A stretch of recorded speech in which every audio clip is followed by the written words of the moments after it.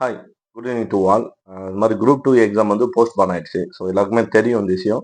ஆனா சில பேர் வந்து என்னன்னா, சவுத் சைடுலாம் வந்து ரொம்ப டிலே தான் வந்து மெசேஜ் வந்திருக்கு.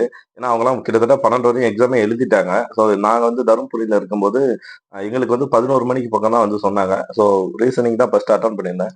கொஸ்டின பார்க்கும்போது ஒரு கான்ஃபிடென்ட் இருந்துச்சு. ஓகே படிச்சதுக்கு, எஃபோர்ட் போட்டதுக்கு ஓரளவு ஓகே அப்படின்ற மாரி இருந்துச்சு. ஸோ இதுல பாஸ் ஆயிருப்பேன் அப்படின்றதெல்லாம் 2வது பட்சம். இருந்தாலும் சென்னையில நெறைய பேருக்கு வந்து எக்ஸாம் சென்டர் மிஸ் ஆயிருக்கும்போது, ஸோ இதனால ஒருத்தர் பாதிக்கப்பட்டாலும் அது வந்து நம்ம எல்லாமே கருத்துல கொள்ளணும். ஸோ பரவால்ல. அவங்க நம்பர்லாம் மிஸ் ஆயிருக்கும்போது, நம்ம மட்டும் எக்ஸாம் எழுதி பாஸ் ஆகுறதுல வந்து இது சாத்தியமானது அது கரெக்ட்டானது இல்ல. ஓகே போஸ்ட் பண்ணது ஓகே தான். பட் இருந்தாலும் என்னன்னா, அ மீண்டும் அந்த டைம் கிடைக்குமான்றது தான் ஒரு இதா இருக்கு. இப்ப எலக்ஷன் வேற ஆரம்பிச்சிருச்சு. எனக்கும் ஒர்க் ஆல்ரெடி லீவே கிடைக்கல. இந்த 3 நாள் லீவ் போட்டு வந்துட்டு, இப்ப மீண்டும் லீவ் கேட்டா அது கிடைக்காது. அந்த மனநிலைமை தான் இருக்கு. போட்ட எஃபர்ட்டுக்கு இந்த எக்ஸாம் அமைஞ்சிருந்தா நல்லா இருந்திருக்கும்.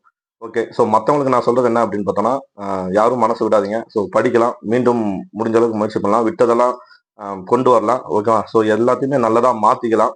அ எல்லாத்தையும் மனம் தளராதீங்க. ஓகே. ஒரு பாசிட்டிவா போவோம். நல்லதே நடக்கும். அதேதான் மத்தவங்களுக்கும் குரூப் 4, குரூப் 1, குரூப் 2 எல்லாரும் நல்லபடியா எழுத என்னுடைய வாழ்த்துக்கள்.